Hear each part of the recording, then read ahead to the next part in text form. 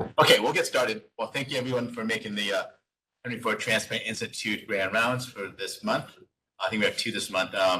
And today we had the great pleasure of having Mark Hobeika from Houston Methodist join us today to give us grand rounds. Just to give you a background, because like everybody else, you have to have a bio now. But it's actually really nice. He's a multi-purpose, multi-organ transplant surgeon of Houston Methodist. He does pretty much everything. He does liver, kidney, donor procurements. God, I don't want doing more donor procurements, as well as doing a lot of the work with organ preservation as well as machine preservation as well too, which we'll talk about today. He's a associate professor of surgery at the Weill Cornell Medical College, as well as a graduate of Wake Forest, if I remember correctly, as well as I went to as medical school at the Virginia Commonwealth and then did his residency at NYU. And after being in New York City for a few years, he went to San Francisco to do his fellowship. And ever since he left fellowship, he's been in the Houston area and at Houston Methodist since 2017. So I think he's an excellent person. By the way, I always look at people's CVs to find one unique fact. And he mentioned to me this morning that he worked as a server for Applebee's way back when. He'll have a nice humble upbringing as well too. So with that introduction, I'll introduce Mark Hobeika here. Go from there. Thank you so much, sir. Thank you all. Thanks for coming to spend your lunch and for hosting me. I want to thank you, Otzi, for inviting me to Detroit. Detroit is actually the most important American city that I've never been to. So I was thinking about that on my way up here. Surprised. I feel like I've been everywhere, but I hadn't been to Detroit yet. And but I thought I've had Detroit on the brain throughout the different parts of my life. This is my dad, and so he's from Lebanon. And every year around the holidays, my dad would order these big box of Lebanese sweets to be delivered to the house. And they were so authentic and delicious. I just assumed that he imported them from Lebanon. He actually imported them from Shatila. And so that was my first knowledge of the Detroit area, was from eating sweets as a kid during the holidays. My dad was a big music guy. He was very much into a lot of Detroit-based music, Motown, then sort of the Tamla records, classic, Stevie and Marvin stuff from the 1970s, Anita Baker. I kind of followed up on that and developed sort of an unhealthy obsession with a Detroit-based producer and DJ named James Yancey, otherwise known as Jay Dilla. This is my office at home. My wife said I could have one room to do what I want, so I kind of turned it into a little bit of a Jay Dilla shrine, if you will. For those of you who are interested, not just in hip hop music, but just in music history and theory in general, there's a book that I recommend there called Dilla Time.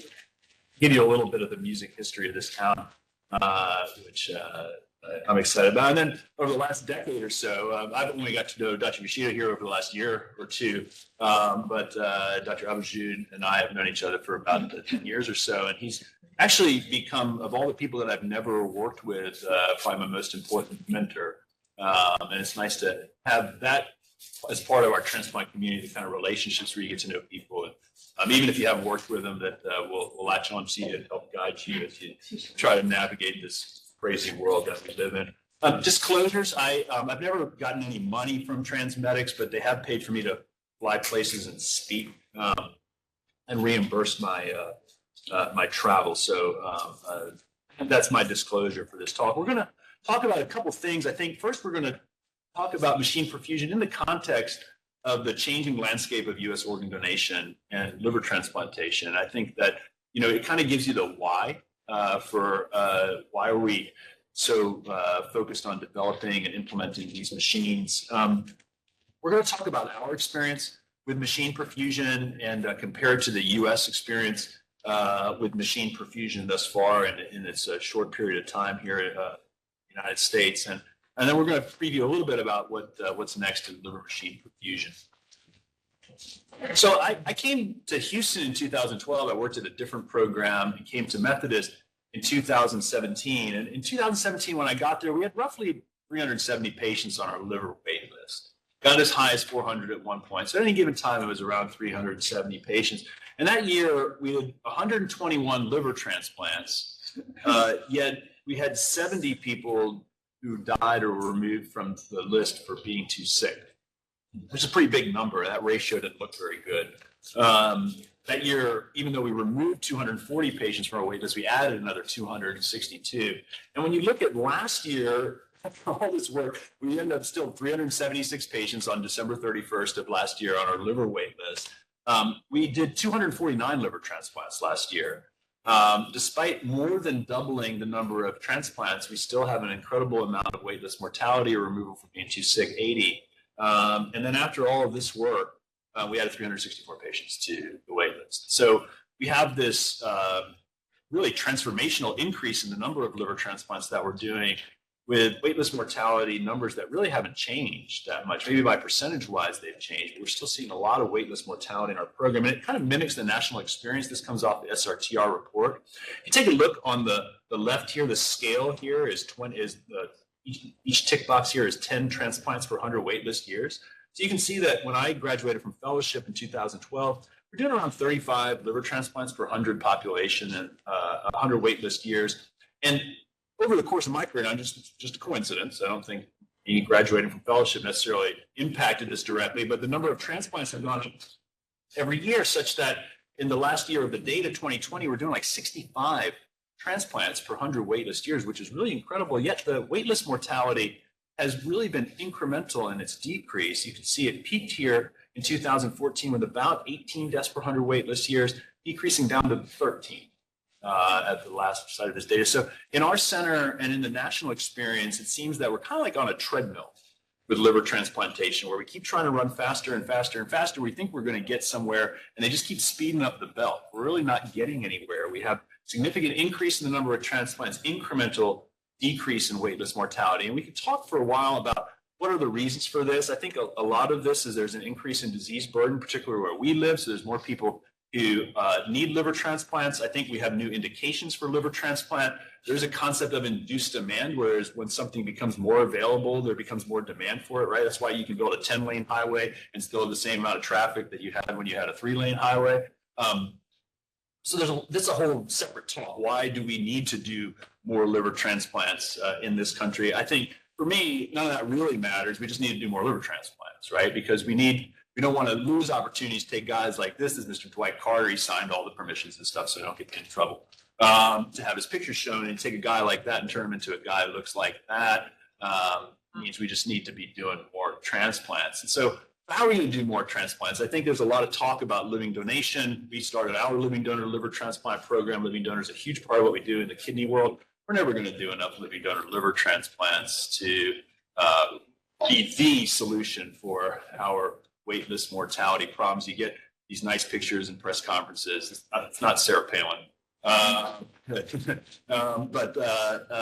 So living donation is wonderful for those people, but really you need more deceased donors. And the question is, are there more deceased donor organs available to transplant to help us so that maybe as we're running faster and faster, we might actually get somewhere as opposed to just running on the treadmill. Well, 2016, it turns out, got a bunch of smart people together and did this study called the OPTN Deceased Donor Potential Study. And they actually came up with this figure saying that we had about 3 times as many potential organ donors in the United States than what we were doing in the early 2010s.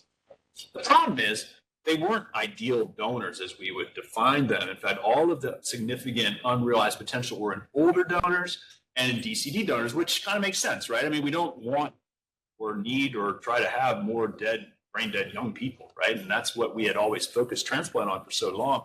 The people who are dying as they get older, and they're dying of circulatory death rather than brain death. That's our areas of expansion. And it turns out that those smart folks were right. If you took a look at the number of donors in the United States over the age of 65, really starting in 2020, just this really massive increase in the numbers going from 800 to close to 1,200 in 2022. And DCD's been even more impressive with the increase in donation. When I came over to Methodist in 2017, nationally, less than 2,000 DCD donors, to last year, which is later than the data on this slide, we broke 5,000. wasn't. So, I mean, there's been this enormous increase, just as predicted in the deceased donor potential study. And so I think, with all the focus right now on UNOS and OPOs and everybody's talking about how bad everybody is, I think it's really important to recognize that in 2021, we became the best organ donation system in the entire world.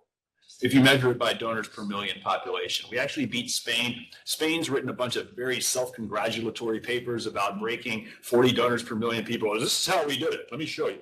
The rest of the world can learn from us. Well, we beat Spain in 2021 with our organ donation system productivity, which is pretty amazing if you think about the geographic diversity and the ethnic and religious diversity that we have in this country, the lack of a socialized medicine like they have there. So I think, we're doing a good job of identifying donors, despite what everybody will tell you. We could do better, sure. But we're doing a good job of identifying potential donors. What we're not doing is we're not using them well enough. So I showed you the increase. You see this graph before. You've seen the increase in the number of older donors in the United States. And it's great to have donors. But if you don't use the organs, then it doesn't really help anybody, right? So if you look, liver led the way in 2022 with 655 older donor transplants, a smattering of other transplants, kidney, et cetera. Now, that's really not much more than half of the potential donors that were available that year. So you got a lot of underutilized organs coming from older donors, and DCD has been just as bad, if not worse, right? Over about 5,000 donors with only about 1,000 liver transplants in 2022. The numbers went up a little bit last year, but you can see that the problem isn't necessarily that we're not identifying the right number of donors, we're actually not utilizing. So rather than focusing outward on the organ procurement organizations, really we should be focusing inward on what are we doing to maximize our utilization of the organs that are available to us. And why don't we use these organs? This has always been kind of puzzling to me, because older donor with fatty liver, DCD donor, the organs work in the other person, right? I mean, they work just fine, right? You look at the numbers, the liver numbers are fine, creatinine's fine, right? Heart's beating fine. But we're afraid to transplant it because we're worried that the transplant is not going to work. Right? That's basically what it is. We're worried that we're going to put something into somebody and it's not going to work. So if the organ works in the other person, it's not going to work in this person, then what's the difference between the two? And I think it's the journey. It's something that happens along the journey from the donor to the recipient that is decreasing the quality of these organs such that they're not going to work in the recipient the way they work in the donor. And it seems to be that the more marginal donor, the worse the journey is, right? And there's papers from all different kinds of organs. So this is kidney, older donors have more detrimental effects of cold ischemia time. DCDs have more effects in liver from cold ischemia time. Heart transplantation, cold ischemia time greater than 4 hours. There's something about sitting in that ice box that's ruining the organs, which is kind of funny, right? Because if you ask a layperson about transplantation, what's the symbol that they associate with transplantation? It's the cooler, right? Every soap opera, I don't watch a lot of soap operas, but if I did and they were to have a transplant, then you would see a cooler, right? This is my buddy Adele. He works with our recovery team. Here's Adele on the left with a cooler in a donor hospital. There's Adele with a cooler on an airplane. There's Adele with a cooler in the ambulance. The cooler has become the symbol of transplantation to lay people, but really there's some bad things that's going on in that cooler. What's going on in the cooler? Well, so I have a couple graphs in a row that an idea that I stole, frankly, from a friend named Ian Curie. He's a transplant surgeon in Scotland, in Edinburgh, Scotland.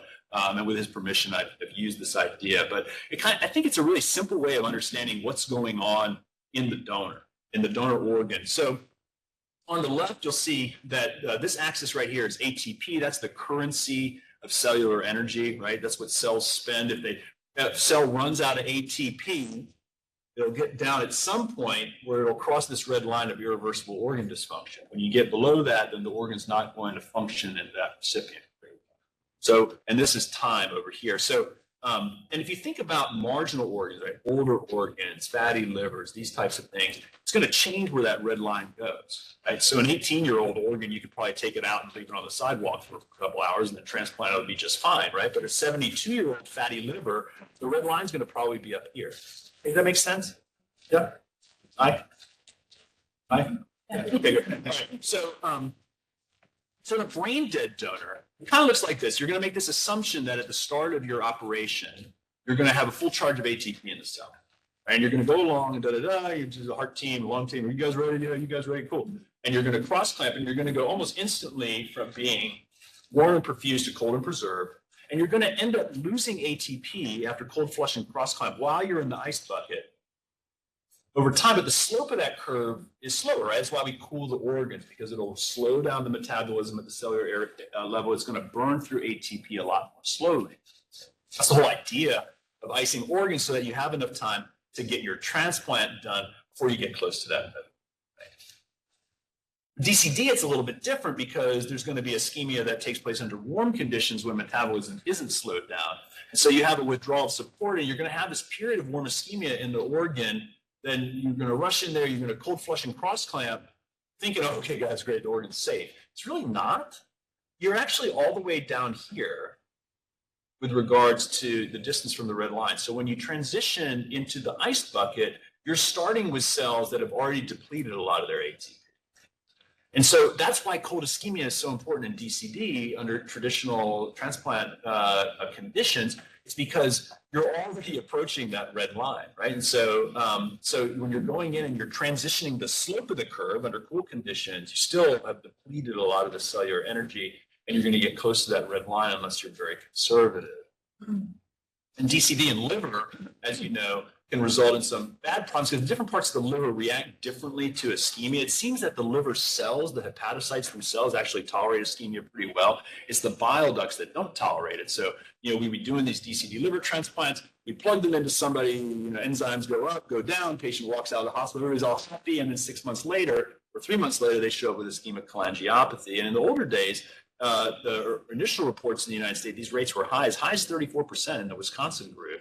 Now, with really, really selective, careful donor selection and recipient selection over time, we were able to put this down to somewhere around 10%.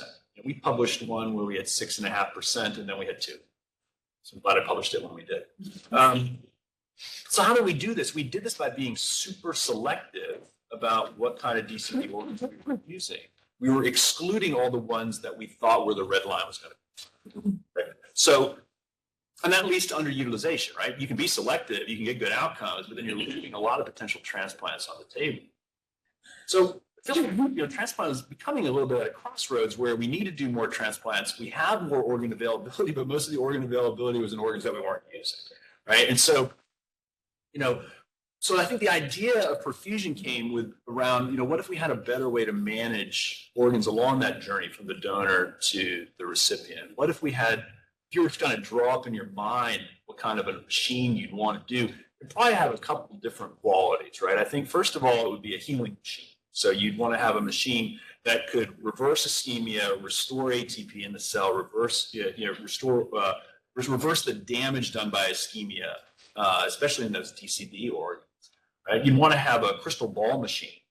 You'd want to have a machine that would allow you to kind of test drive the transplant to see how it was going to go before you do it, so that you could kind of push your limits a little bit and then find out if you were right or not without having injury to a patient.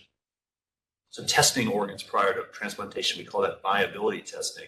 You want a time machine, so you can store organs longer, travel different distances, maybe not do transplants in the middle of the night. And I think more than anything, you need a confidence machine. You need to find a way to force yourself and your group to do more marginal organs so that you can get more people transplanted safely and get them off the wait. So the machine exists, and I know that you all are familiar with it here.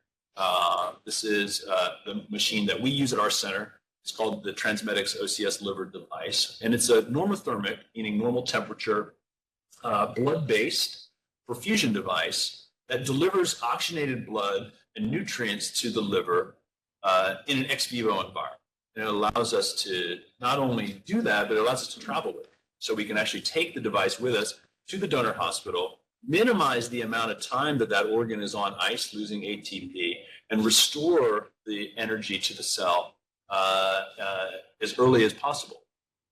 And then you can see right here, you've got a cannula here in the hepatic artery with some pulsatile flow in the hepatic artery. You've got a cannula in the portal vein, bringing oxygenated blood into the portal vein. You can see this liver looks pink and beautiful. It's already making bile right here. Gives you a chance to viability test that organ in the ex vivo environment, gives you the confidence to then transplant that organ. So that's kind of what it looks like on the ground, right? So you have an organ with presumably a full charge of ATP. This would be a brain dead situation. And then you have some decrease in the cellular ATP, and so you place the organ on the device and you restore it. And so you can restore, we don't know how long this line is right here. I mean, you restored for a while. We've gone out to 40 hours. How long have you guys gone out to? 20, yeah, we've done 40. We didn't mean to, but we did. And it seems to work okay. And so now you can imagine that if you have one of these organs where the red line is up, where you have a fatty liver, an older donor, those kind of things, right? Even if the red line's up here, then you're still safe, right? You still have that margin for error to transplant more and more marginal organs. And that's kind of the idea here behind machine perfusion. I don't have time in the talk to go through all of the data, the early data about machine perfusion and about the different trials that have been done. But I will summarize them sort of in a way about this particular brand of perfusion, which is called normothermic machine perfusion. The pros is that it probably reduces that ischemic cholangiopathy. I think we have some actually pretty good data to show that it reduces the ischemic cholangiopathy for DCDs. I think it's better if you're able to do the pumping in the field at the donor hospital as opposed to doing what's called a back to base strategy where you recover the organ and take it home. Then you build in some more of that ischemia. There's a chance that you cross that red line before you get the liver on the pump. You guys following me on that? Okay, it facilitates viability testing. There's stuff that we can measure, lactate bile production being the two most common, permits long preservation periods, and it's easily available in the United States. There's 2 devices that are FDA approved that we can use however we want right now, unlike some of the other devices that I can talk about a little bit at the end that are not yet FDA approved that we can only use under study circumstances. The cons, one of them really didn't turn out to be that big of a deal, which is that pump failure is catastrophic, right? If you're traveling with an organ under warm conditions and then all of a sudden something happens to the pump, then then that's really bad, right? So if you have a cold pump like we use for the kidney, what happens if the kidney pump stops working? Well, the kidney's cold, just like it was, like it would be on ice, right? So you have a backup. When you don't have that with warm perfusion, it hasn't really turned out to be as much of a problem as people are worried about. I think the biggest problem is that it's expensive and that it's operator dependent, right? Pumping, whether it's with one of these devices or normothermic regional perfusion, like you all are starting, you have that program going. A lot of this is operator dependent. It's not a binary thing. Things aren't either pumped or not pumped. Things can be pumped well, things can be pumped poorly. And there's an experience factor that comes into making sure that you're actually getting the most benefit out of pumping the organ. Your center and my center were both involved with the trial that got this thing FDA approved. So this is the PROTECT study. What they took actually a pretty narrow window of donors and recipients. They kept it in the box as you would for an FDA approval trial, right? You want to get good results in an FDA approved trial. And so what they did was they looked at this thing called early allograft dysfunction. There's not enough primary non-function to really measure a difference, or hopefully there's not. So you need to have something that you're going to look at and measure. And so early allograft dysfunction is either really high enzymes early on, or on day 7, an organ that's not functioning that well with regards to bilirubin and INR. If you look at early allograft dysfunction in the control group, it was about a third. And that was reduced down to 18% in the pumped liver. So that's a good sign that those organs and these were randomized, so that the organs that were randomized to the pump had less early dysfunction. And I think importantly for ischemic cholangiopathy, that picture that I showed you, the bile ducts where the DCDs where it's bad, looking at a rate of 2.6% in this randomized trial. And this trial was great. It got the pump FDA approved. But it wasn't really a real world scenario. There were a lot of transplants from both donor and recipient side that were excluded. For example, in our center, we do 45% of our liver transplants from the ICU, most of whom are intubated and on pressors at the time and on dialysis. All of those patients were excluded from the trial. Right? Donors with DCDs over the age of, I believe, 50 were excluded. Donors that require arterial reconstruction, which is like 20% of the donors out there, they were excluded. So there are a lot of different donor and recipient factors that were excluded. And I think what we're trying to find now is that ever since the device has been FDA approved in 2021 is, what does this thing look like out in the wild? What does it look like in the real world? And think about that when you're thinking about data. A lot of these trials that are designed for approvals are, they're not real world situations, right? They really do control what goes in and what goes out of those trials. The real test of a device is what happens to it in the real world. This is our life right here. This is some of our guys and taking the picture. It's us flying around Texas in the middle of the night with a machine. One of the seats come out of the airplane. We put the pump where the seat goes. We order Longhorn Steakhouse because it's Texas, and weird if we didn't.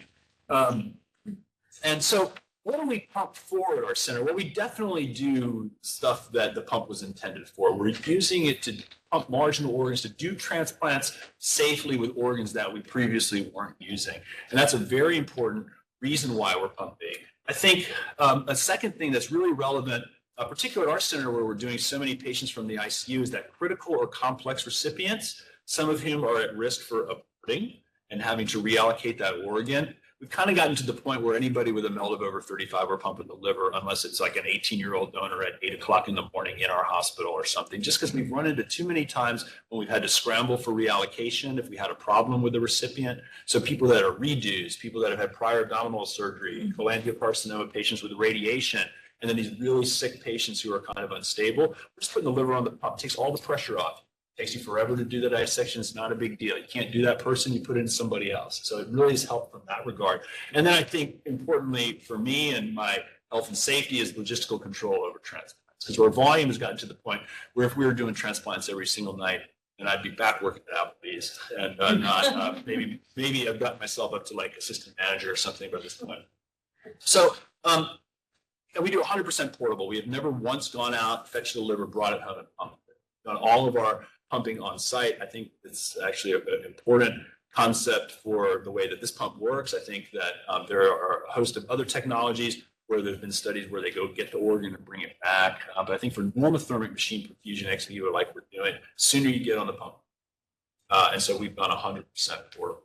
What it's done is it allowed us to expand our donor acceptance criteria. So now we take fatty livers up to 50%. The truth is we don't really biopsy that much. I don't want to know. We probably have gone over this. Maybe we should, but we haven't. But really with DCDs, we've increased our donor age, we've increased our donor warm ischemic time criteria. We're going to increase it again. And you can see what happened to our DCD volume. We did 8 in 2020. We thought we were really cool. We did 9 in 2021. We were really happy with ourselves. Then we did 25, and then we did 42 last year. And I'm not sure what those numbers are going to look like this year, but it's become normalized for us to use a DCD liver. And thus far, we've had no ischemic cholangiopathy. If you define it as a DCD liver transplant with non-anastomotic strictures in the presence of a patent hepatic artery, we have had one hepatic artery thrombosis, and that lady developed ischemic cholangiopathy. So I kind of don't bucket it with the DCD because she had hepatic artery thrombosis. So that's okay if I do that. That's right. Is that kosher? Okay, good. All right. So, all right, cool. So, and you can see what that's done to our volume growth in our center. A lot of it's come from DCD. In 2021, we did 182 liver transplants.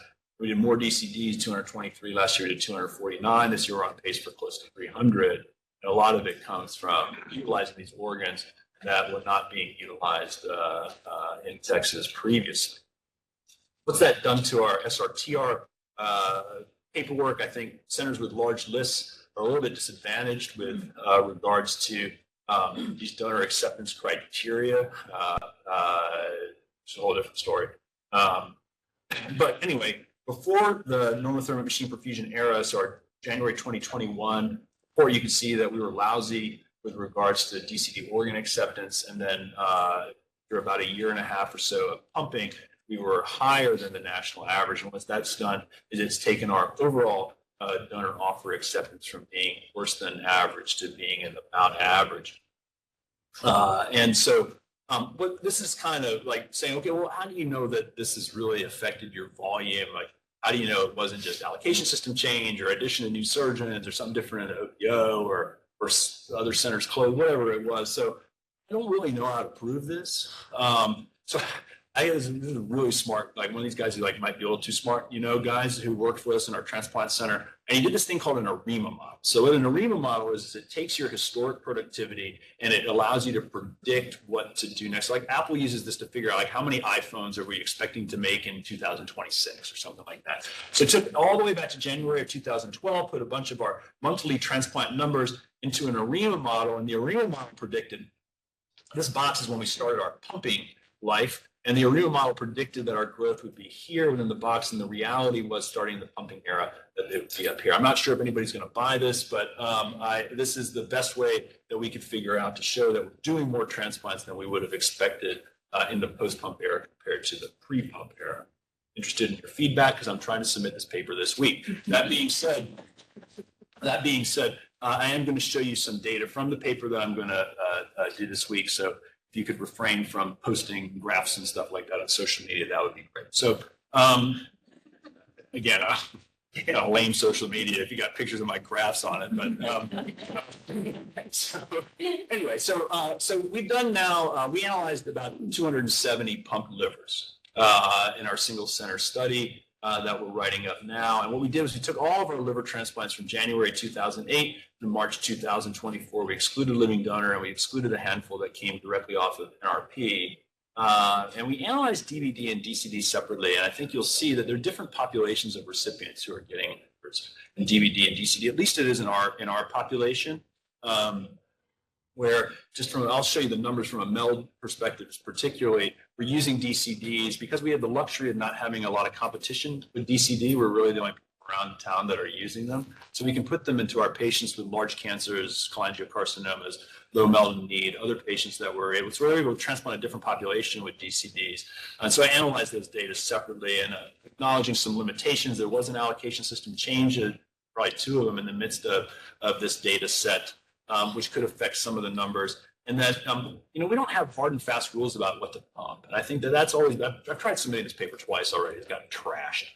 And so finally, I said I'm going to wait till I have more numbers than you guys can argue with. At some point, you're going to have to publish it. And the argument a lot was that you don't have any defined criteria about what to pump, and that's kind of true. It's at our discretion. We pump all our DCDs. We pump the livers that we think are going to be fatty. I showed you the kind of reasons why we pump, but sometimes we randomly pump because we have 3 liver transplants that day, and one that we weren't going to pump, so we can do it tomorrow, like those kind of things. So that kind of, academic folks don't really like that kind of an approach when they're criticizing your paper. So I thought I'd throw it out there as a knowledge. So this is our DBD population, brain dead donors, and you can see that. So in this week we had missing data, so we went from 211 down to 195 for our recipients. But so 195 DBD recipients compared to like 1,400 of the static cold storage. SCS is static cold storage. Is just a fancy way of saying ice. Okay, and you can see that the recipients were basically the same. So the age was the same, the MELD was the same. Those are the most important things. Recipient waitlist time was statistically significantly different in the pump group. I don't know if this is from the pump or if this is from allocation system change. So at some point, we have to tease that out. And the etiology of liver disease changed over time as we got rid of hepatitis C and alcohol was coming. So basically, the recipients were the same in many ways.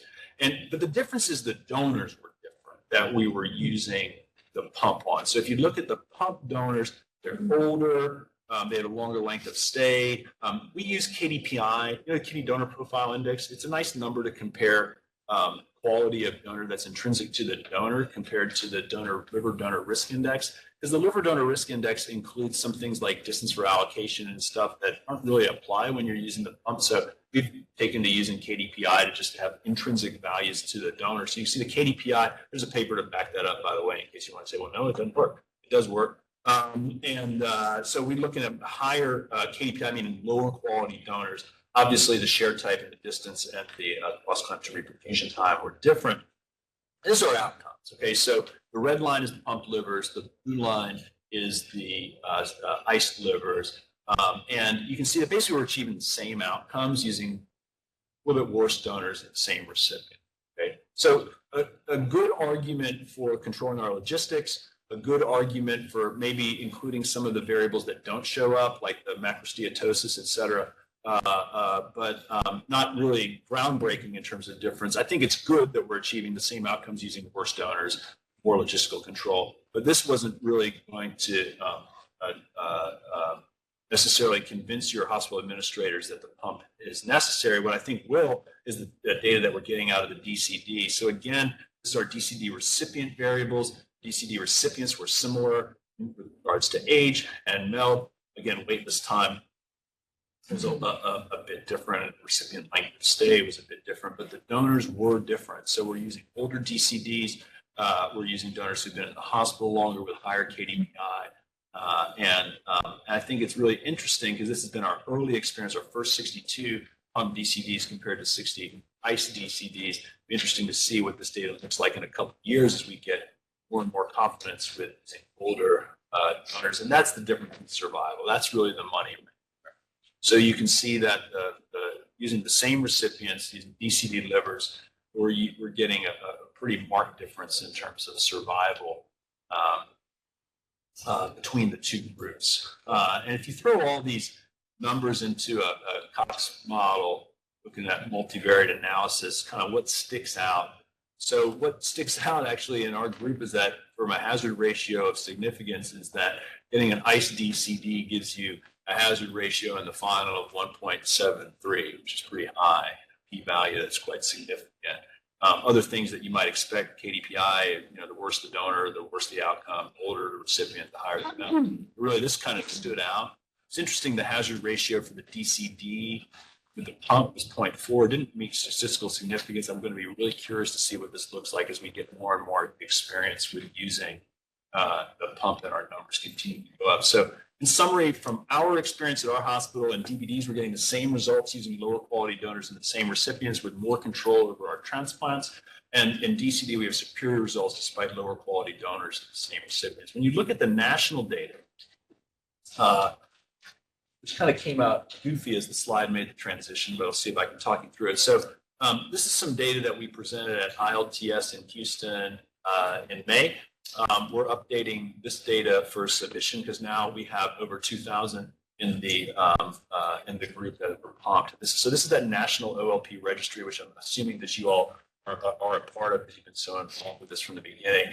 But we're looking at the livers that were transplanted off of the OCS. And they kind of were 50-50 in terms of brain dead and DCD in this cohort here, which is kind of early. And what we did was we looked at how do you make a compare? So the way the compare group worked was that from the date that a center did its first OCS liver, every other liver transplant that they did moving forward counted as the compare group. Does that make sense? So if you did your first OCS liver transplant on January 22nd, 2022, then we pull from the SRTR data all of the liver transplants that you did moving forward and separated them into either OCS or non-OCS. So those non-OCS could be NRP, it could be some other kind of perfusion device, or it could be ICE, it's the majority. And so you kind of see these, the compare group. What I notice is that in the OCS liver group, it's about 50% DCD. And in the non-OCS, only 8% DCD. The take home here is that centers who are using OCS for their DCDs are using OCS for almost all their DCDs. It's very few non-OCS DCDs that were being done in that group. When you look at the brain dead, we broke it down the same way. You look at brain dead donor characteristics. The OCS liver donors were a little bit older, had a little bit more portal vein thrombus, were more likely to be multi-organ transplant. It's interesting, their MELDs were statistically significantly lower, 25 compared to 27. I'm not sure how clinically significant that is. But with regards to donor characteristics, it's kind of like our study, but on a much bigger scale. The OCS livers donors were older, higher BMI, had a higher donor liver risk index. I couldn't convince them to use KDPI. And et cetera. Macrosteatosis, I always take that data with a grain of salt, but the macrosteatosis was higher in that group. And then you can see, kind of like our study, that their results were quite similar, where you had OCS liver at 12-month, 93.1% survival versus 92.6% survival in the national data. With regards to DCD, it was interesting. With regards to DCD, there's really no differences in the recipient characteristics. There were some differences in the donor characteristics with regards to age and BMI, et cetera. So slightly worse donors. Warm ischemia time, interestingly, wasn't that different because I think that this is early enough that people haven't been comfortable pushing the limits of warm ischemia time yet. I think subsequent studies will show warm ischemia time numbers that are a bit different. But then you can see this. I mean, it looks like our data is on a much bigger scale. It's a difference in survival at 12 months of 5.8% to 86.1%. It's an astounding difference in survival using TCD. And in fact, when you throw them all in a bucket, recognizing that the OCS group is pretty DCD heavy, you see this difference in survival with Oklahoma. So that's the national data. It's interesting to see that our data is kind of mimicking it in some way. So what's next? Well, this is a limbo. You guys do the limbo a lot here. So no.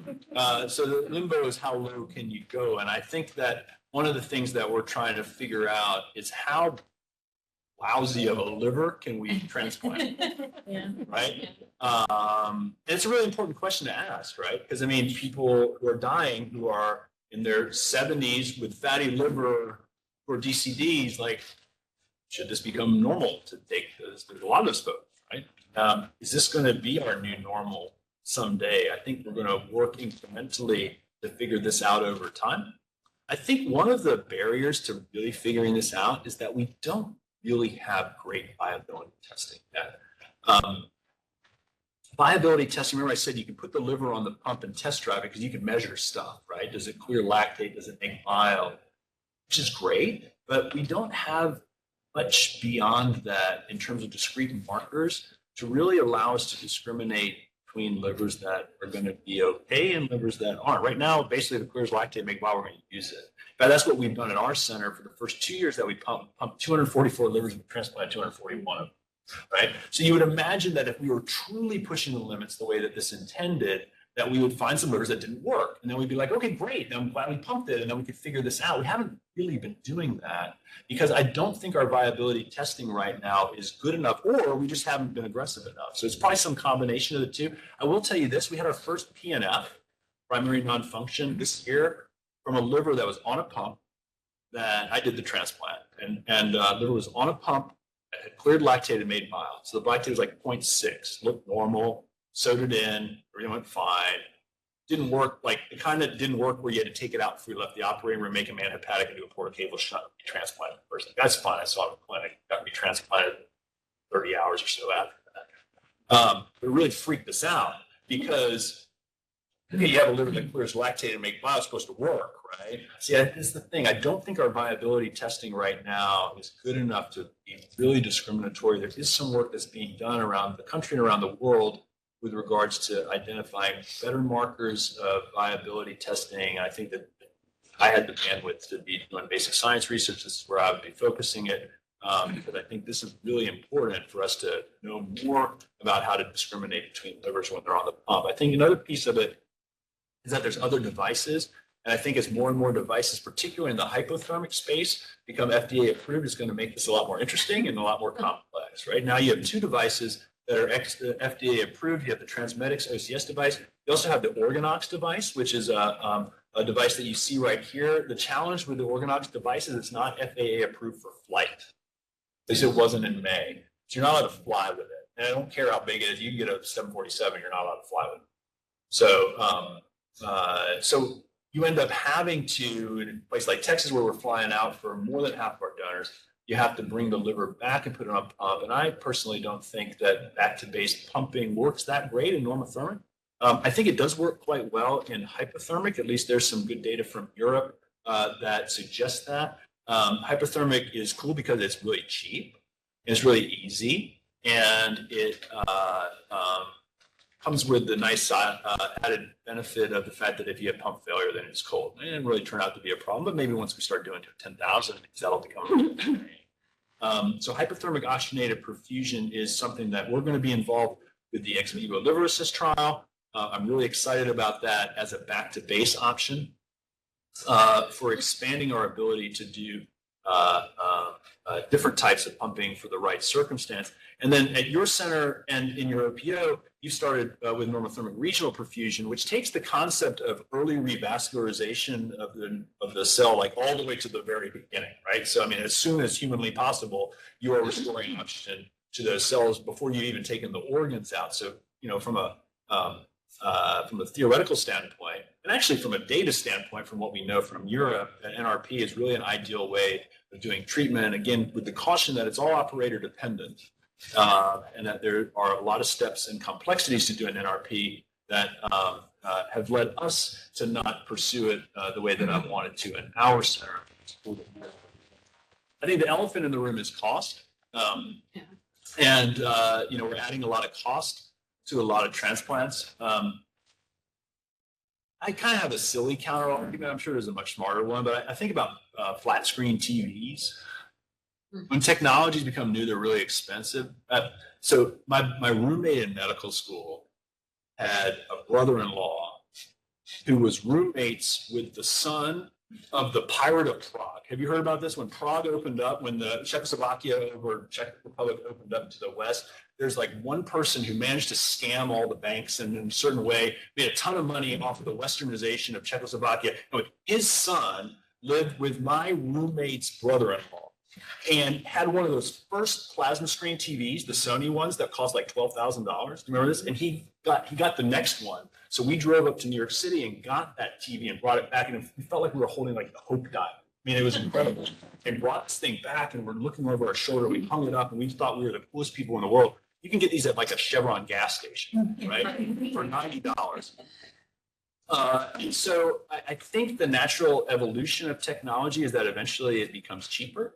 As more competitors come into the space, it becomes more used. So I'm hoping that that's part of the perfusion journey as we move forward, so that a flat screen TV now can become commonplace, almost like a flat screen TV. So in summary, I think that utilization of marginal organs really is not just our best path forward, it's really our only path forward to fulfilling the promise that we have to our patients who are on the wait list and trying to get them transplanted before they die. I think that early results suggest that it does improve marginal organ utilization and outcomes, and it's definitely changed our practice. I think it's changed your practice as well. And that's what I have. I have time for questions. Thank you.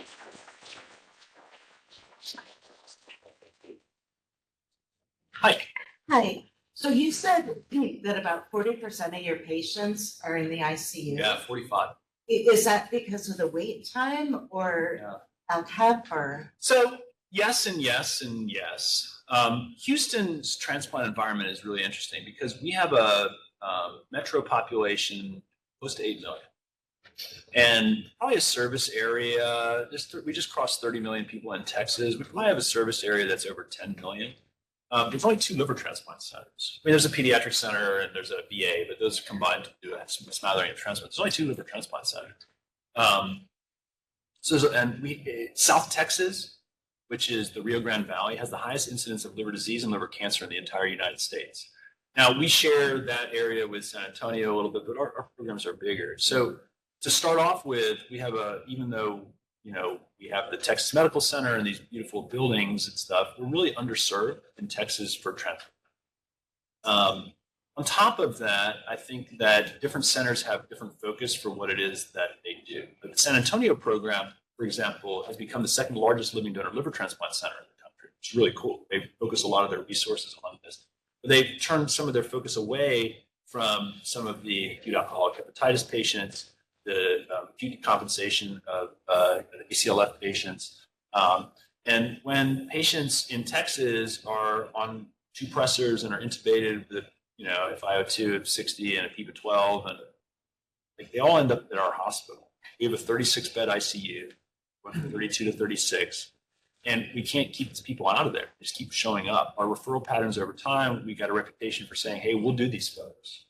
And we do, and they seem to do really well, the majority of them. They take a lot longer to get better at LTACs and rehab and those trachs and those kinds of things. They seem to do well. So I think it's a byproduct of our program philosophy, but of being open to doing sicker patients. But I think it's also because the patients are theirs and they're being underserved elsewhere. We've actually gotten to the point where we get a fair number of transplant center referrals. So other liver transplant centers are sending us patients that are like this, knowing that we'll do. And so, so 45% is a pretty big number, but that's where we're at right now. And they're like real ICU patients. It's not like we have like a spa in the ICU and we just want to fill the bed. Like they're real ICU patients. So. I think that hemp-informed testing would be somewhat appropriate to try to identify the liver that are going to warm. As a viability test? Yeah. I don't know enough about it. Maybe I'd love to talk to you about it. Already. Well, I mean, we just started with some testing for patients for people administered substrate folate, and then measured subsequently in two intervals. So it's a liver metabolism test. Correct. And then you get calculations about disease severity index, hepatic reserve, all those metrics. It's fascinating. Tell you a little bit more about. You should do it on the pump, see what you get. Maybe you should just try it. Sneak a I sample. don't know, this is correct. No, I think so. I mean, I have not heard of that. I don't know the components of that test. I think that, like I mentioned, there is a lot of work being done in liver viability testing, both on the warm pump. There's a surgeon who's now in Cleveland who came from Europe named Andrea Schlegel, who has done some similar work with mitochondrial degradation products and hypothermic oxygenated perfusion. So there's a lot of room for this to really test these livers out. That's an exciting thing. I'd love to write that down when I have something to write it down. And is anything else being administered to Given organs drugs, right? Right. Other than the ones that we use, the TPN and stuff like that. So there have been these defatting protocols and other protocols. I'm not sure that I really understand them. I don't know that the fat itself is bad. I think it's the preservation of the fat that's bad. Right? Like when you put your steak in the fridge, it looks fun. Seriously, that's what it is. I think that's how it happens to fatty livers when we put them on ice. So I don't know enough about the progress being made and what the purpose of that progress is. I don't know, Dr. Yoshida, if you're interested in defatting protocols or. I think it's been out there for a few years. I'm not sure if it makes a difference now, as I know that warm preservation has and obviated some of that risk a little more. I think we go based on what we knew 10 years ago that was bad. It's bad. Yeah. So I don't know that getting the fat out of the liver for a couple hours is going to really make that much of a difference. outside of size. Yeah. That's a problem that we haven't tackled enough in liver transplantation, is that a lot of the donors are like my size and a lot of the recipients are small. And always, we've struggled with trying to figure out how to get really small females transplanted in our center, trying to be open to doing splits and stuff. It's a big problem. We've made a lot of errors in judgment, put mesh to close the belly and all this other stuff. I wish we didn't put something that's that big. I think that's a big part of the disparity between men and women. Anybody else? So fiscally speaking, looks like 20% insurance. Where are you going? How do you approach contracts in regard to increase in costs? That's a question we have. But it sounds like you're doing about 20% of your liver transplants on pump. No, this is just the. I don't have DCD? that in there. That's just the DCD numbers that we did. I apologize. That slide was supposed to be in here.